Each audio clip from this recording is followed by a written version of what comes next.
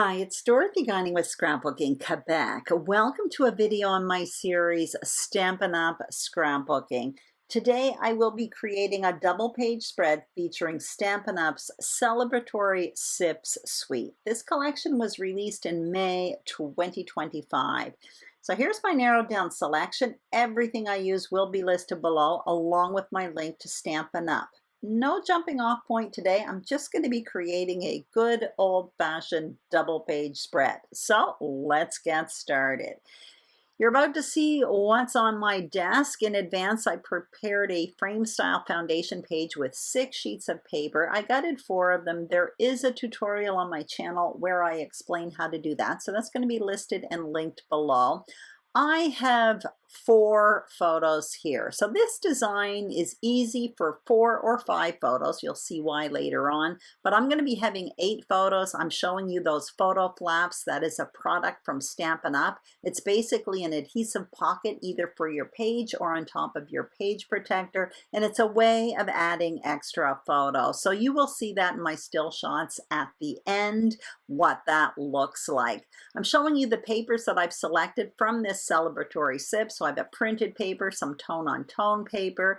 Now that Blackberry, Bliss, and Old, all of that was gutted from behind my foundation page, and I will be using that as well. The paper full of drinks, I will be die cutting and fussy cutting that. And I'm showing you the stamps and dies that go with this collection. It's called Cheers and Sips. There's also 2 mini embossing folders. I'll be using one of those. And I'm showing you the Just a Note dies and stamps. I'm going to be using the die for my journaling.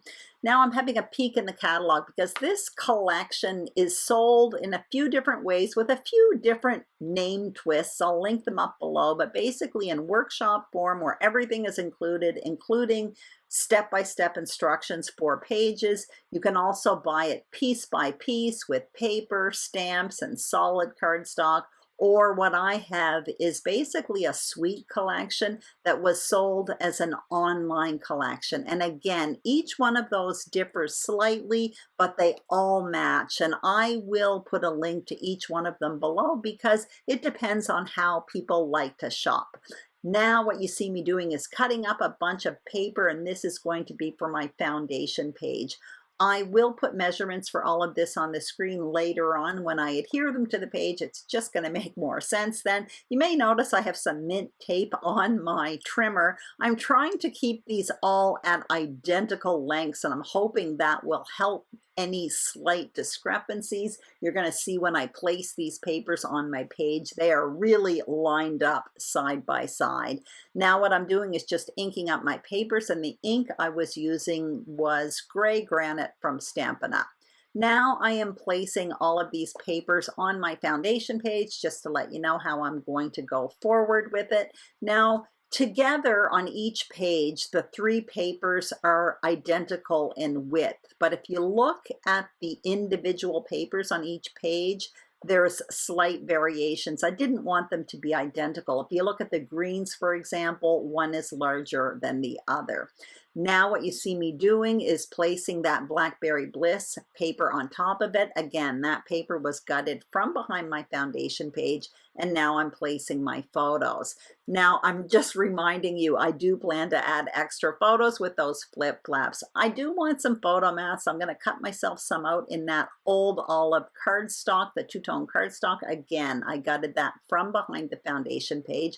I did that, and I also created myself an extra block. You'll see it a bit later on. It's off camera right now. That will house some embellishments. Now what I'm going to do is adhere these pieces of paper to my foundation page. I won't make you watch all of it, but I want to show you how I approach it because I want there to be an equal white margin around all of the edges.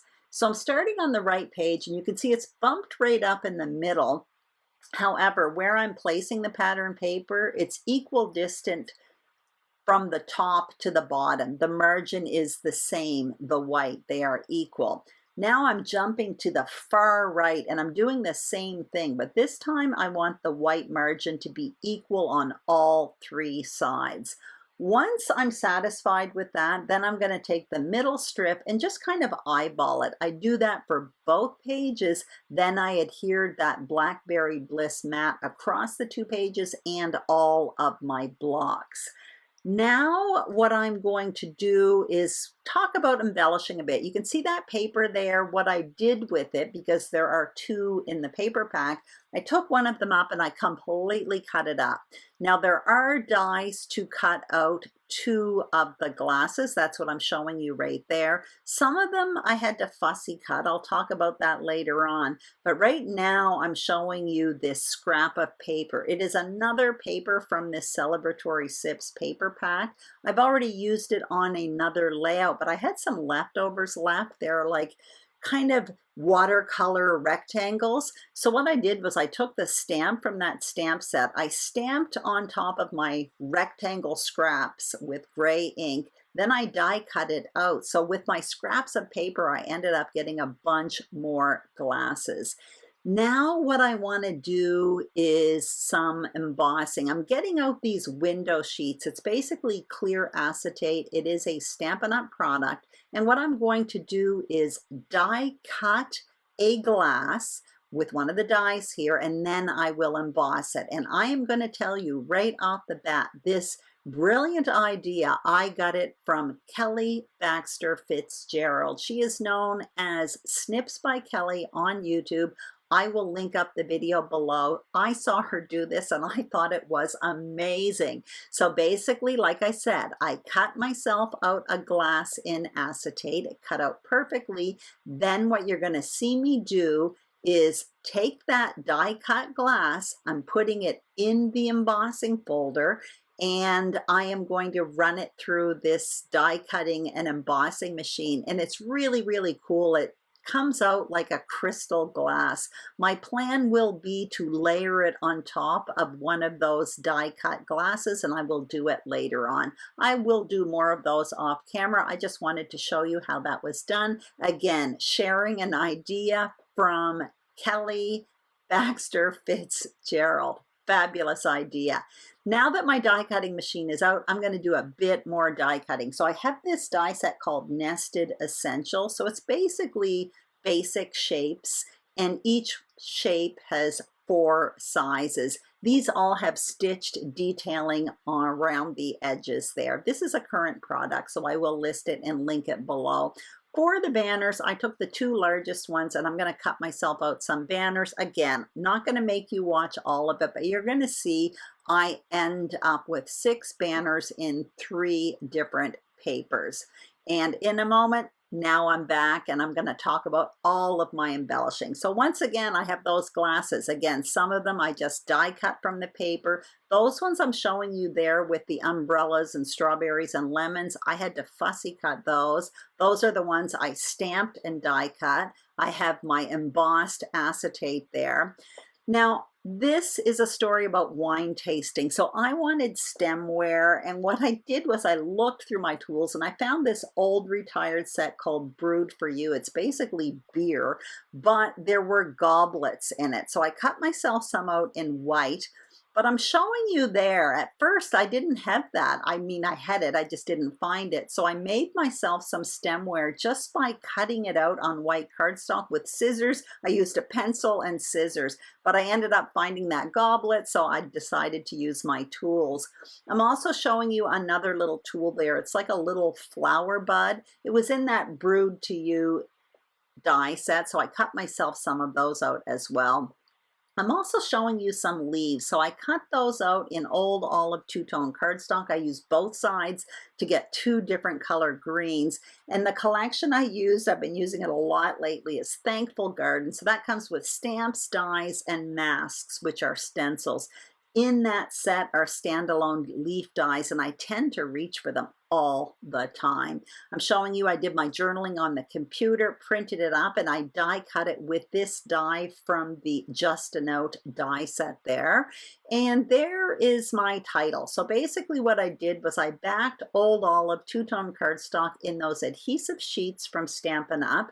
And then I ran that adhesive backed paper through my die cutting machine with those alphabet a la mode dies, and now I have adhesive backed alphas. And there I go, showing you my banners there. So now I'm ready to embellish my page. And the first thing I'm going to do is place my title, my journaling, and those banners. And once that's in place, then I'll be able to build my clusters. I'm starting by spelling out my title. So my title is going to be wine tasting, and I just want to make sure it fits across the top of that photo. I had a good idea that it would, and I'm happy with that. Obviously, I will tidy it up when it comes time to adhering it to the page. And then what I'm going to do for the journaling, I'm going to place it over on the left where you see that big open area there. Now, for the banners, what I thought I would do is kind of create a faux shelf. You're going to see me have them poke out on each side. I want to make it look like a shelf is going across the two pages, but they are only short, stubby little banners there. But as you can see, I have my journaling box on top of it, so nobody is the wiser. And now I'm doing the same thing over on the right side. And this time I'm going to have it simply poking out from behind the photos. Later on, I'll be more careful with the placement because I want them to be at equal distance from the bottom across the two pages. Right now, I'm just trying to get an idea what it's going to look like. Now I'm going to come in with my wine glasses. So what I'm going to do first, you're going to see me start adhering those goblets just behind those wine glasses. Now I realize nowadays people do drink wine out of kind of glasses like that, but I wanted stemware, so that's why I'm adhering those behind there. And don't forget, if you do not have that Brewed for You die set or some die with stemware, all you have to do is draw yourself a stem bottom to the wine glass and cut it out with scissors, and it will work perfectly fine. I'm doing it with the really red one there as well, but I don't end up using it. That's not working well with me. But the one that has more of the burgundy color and the yellow color, for me, that looks more like white and red wine. So once I place my glasses, now I am coming in with the leaves. So I'm just tucking the leaves in the clusters. I find leaves round out embellishment clusters really, really well. So I do it in all the clusters, and a lot of them are popping out from above the journaling box. I put a little bit coming out from underneath. And now I'm coming in with those little detailed flowers that I cut out from that Brewed to You set. The Cheers and Sip set had a bunch of stuff like lemons and strawberries, but it didn't really work with wine. So I was looking for something smaller. And when I was cutting out those goblets, I saw those little flowers there and I thought, perfect, that's going to work. I always encourage people to use your tools, use what you have. You can see off camera, I cut myself out a little narrow strip of white paper just to put underneath my title. I felt it was floating, and when things float, I find shelves work really well, even a little tiny narrow shelf like what I placed underneath my title. Now what you see me doing is adding some twine to my journaling box. It's actually linen thread. It's in the most recent 2025 mini catalog that came out in early September. The color is Old Olive. I think it's perfect there. It just adds a nice little bit of texture. I wrapped it around twice, added a little bow, and now I'm getting out this stamp set, and I have the words "Cheers to Us." There are little wordy bits. I thought it might make that cluster a little bit more interesting in the top right. So I got myself some ink colors out, and I decide to go with Old Olive and Blackberry Bliss. I get everything out thinking I'm about to do my stamping on camera, but then I decide to do it off camera simply because I'm doing it kind of directly on that block, and it's just easier for me to stamp when it's directly underneath me. So I did that off camera, and you can see also off camera I ended up adhering those banners towards the bottom of the page there. Now as I'm about to adhere this cluster at the top, I just remembered that embossed acetate. So what I ended up doing was adding it to the white wine glass. I ended up stapling it because acetate is a little bit tricky to adhere because obviously it's transparent.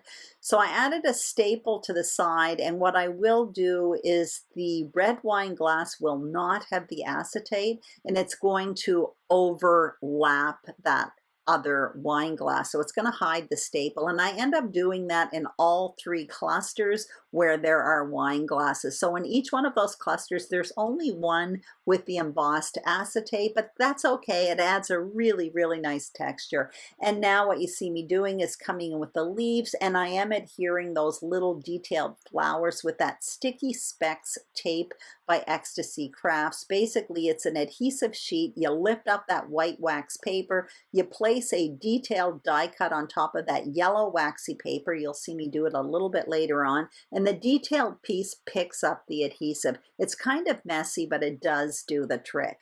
You can see I started adhering my title off camera. I started it really over towards the middle and kind of worked backwards. Those were adhesive letters. Don't forget I used those adhesive sheets, which I absolutely love. And now what I'm doing is I'm kind of working on that cluster around that journaling box. I just wanted to get an idea where everything goes before adhering those banners, because again, I want them to look like they span across the page, and where it ends, it's going to be covered up with my journaling box. I'm just making sure that those banners are equal distant to the bottom to the banners on the right page. I didn't make you watch all of that, and now you can see my banners are down. I'm adhering my journaling box. At this point, I placed a wine glass just to the left of the title there. Once again, adding a little staple, but I'm telling you right now, I do not like that up there. It stays there right now. I don't adhere it, and I decide to jump down to the bottom part of the cluster. I often do that when I'm building clusters and something feels off. I'll just move to another part of the page. Now you can see I have placed my wine glasses just to the left of my journaling box. I added a bunch of those leaves coming out from the top there, adhering those leaves towards the bottom. Now I am adhering the wine glasses. Once again, the wine glass that has the acetate has a staple on it, and the staple is being covered up by the other wine glass. That one, by the way, is popped up on foam adhesive, the one that overlaps. And of course, I'm going to come in with those little flowers as well. Now I'm just having a look at that. I'm not actually liking my title area there, and I'm trying to figure out if I can actually move my title. Now, I didn't press down too hard when I adhered, thankfully. Once again, still fussing around with the wine glasses. At this point, I'm trying them without the stems, wondering if I would prefer that up there.